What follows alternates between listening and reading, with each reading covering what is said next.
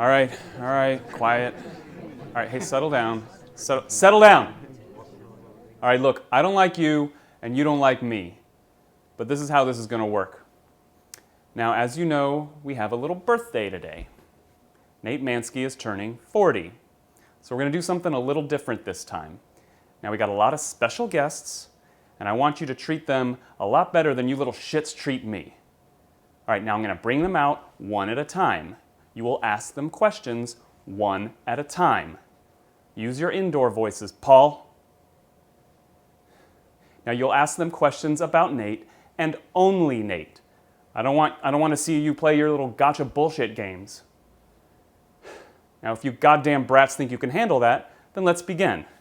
Now our first guest is Tobey Maguire.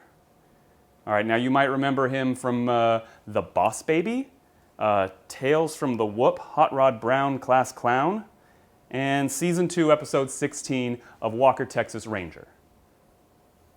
All right, now, he was also in a couple of those Spider-Man movies. Not the good ones, the shitty old ones. All right, now, if you guys are ready, Nick, why don't you start? And then when you're done, you can pass off to Jonah or whoever. I don't give a shit. Tobey, thank you so much for sitting down with me today.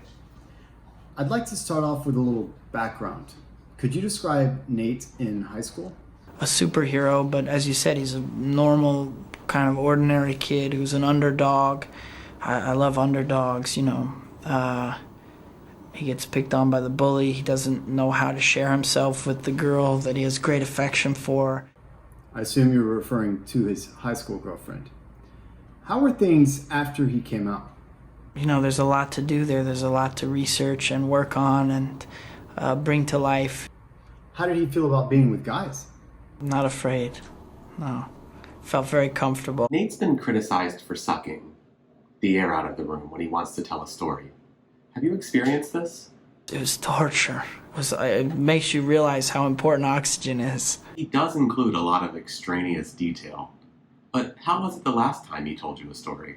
It was great. You know, it was so much fun. I didn't quite know what, you know, how it was going to come off, but it was key to you know, telling the story. Moving on, what is it like to have Nate take a group photo? There was a lot of preparation involved. What do you mean? The hardest part is really just how long it all takes. I mean, it just takes forever. The rest of it's kind of fun. How would you describe Nate as an adult?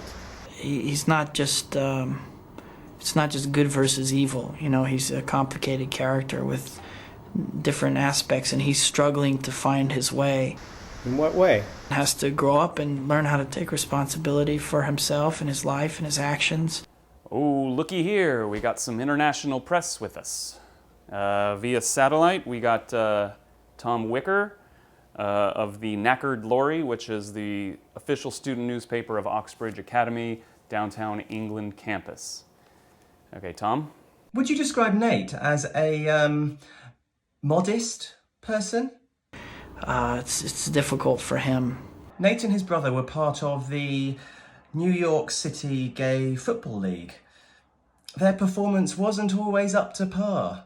What was it like watching him play? We're out in the streets of New York, so there's tons of people watching. I mean, tons of people watching. So, you know, you want to shout to everybody like, I'm just joking, you know, because I'm making fun of myself. So you definitely have that, like, desire. Okay, that's enough. Thank you, Tobey. Thank you, most of you, for dressing appropriately.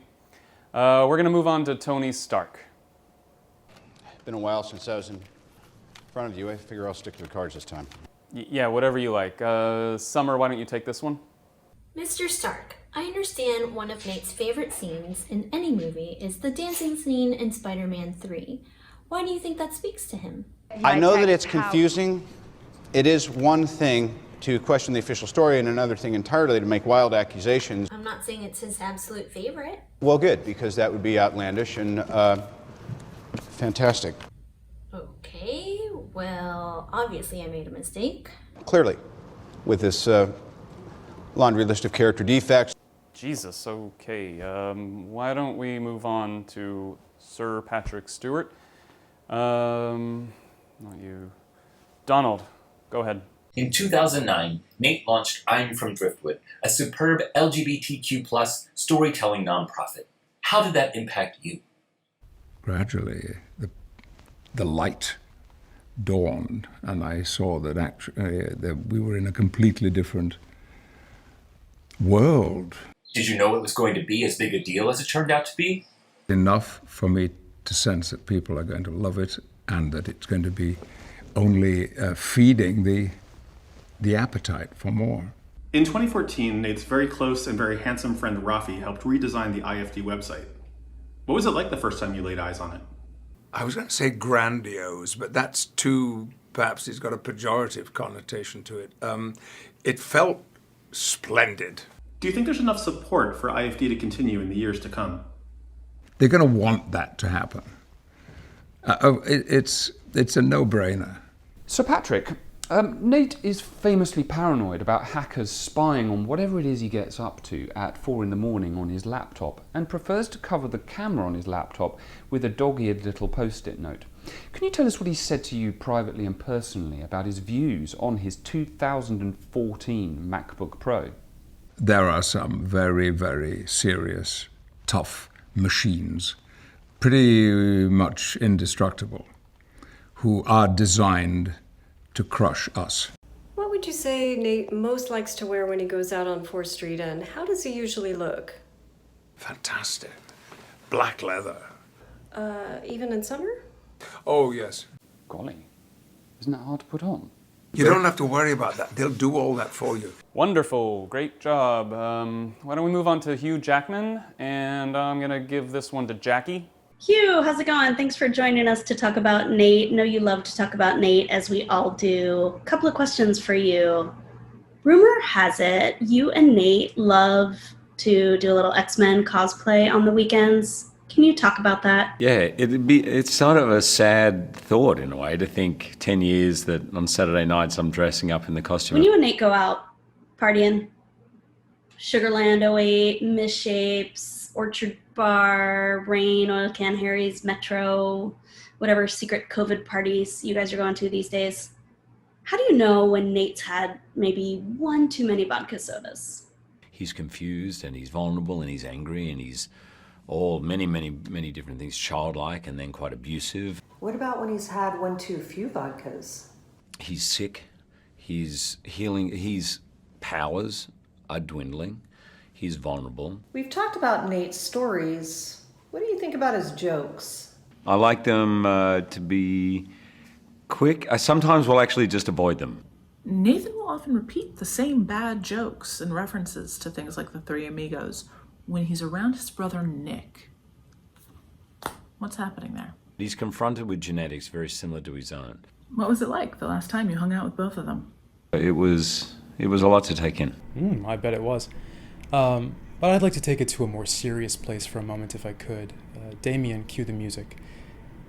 Nate has decided, for some reason, to celebrate his birthday amidst a global pandemic. We can only speculate that he is isolated, essentially friendless, surely more Tito's vodka than man at this point. What do you imagine the actual day of his birthday will be like? There's some very sort of mundane, very normal, everyday kind of stuff going on, but clearly he's checked out. He's at the bottom. Oh, at the bottom. Yeah, that would be out of character otherwise. Yeah, that is unfortunate. What do you think he would rather be doing? It's easy. I think he wants just a simple, easy, uncomplicated life. And once quarantine's over, do you think that Nate's surviving friends will rally to his side to celebrate his birthday in person? That's my hope. That's my dream. And that was the guiding star, really. Oh, isn't that sweet? Okay, we got one more guest, and it's a biggie, so I want you to put your greasy little meat hooks together for the 44th President of the United States, Barack Obama. And I understand, Mr. President, that you have a special message for our birthday boy. Happy birthday, champ. As a fighter, you were something spectacular. You shocked the world, and you inspired it too. That's great. That's really great. Okay, we're going to open it up to exactly 4 questions, so make them count. Marquise, go. Obama. So all of Nate's friends wish that they were in Austin right now. What do you have to say about that? Let me start by saying the obvious. These aren't normal times. So Barack, you're the president.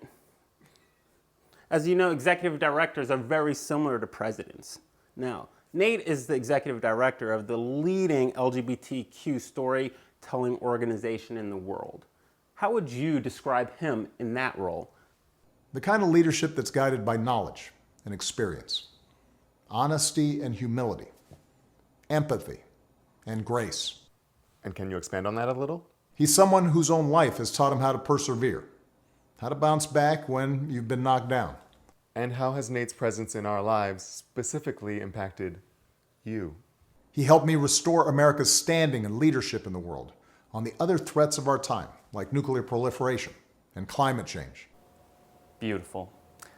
Clearly, Nate has had a lasting impact on not just our own lives, but on the safety and security of this nation and the entire goddamn world. Thank you, Mr. President, and thank you all for joining us today to celebrate Nate Manske's 40th birthday, a true friend and hero. From starting a queer nonprofit from the ground up, to acquiring gallons of vodka soda each weekend, to reducing the nuclear arms of our adversaries, Nate Manske has made the lives of everyone he's met a little better. Happy birthday. All right, everyone out!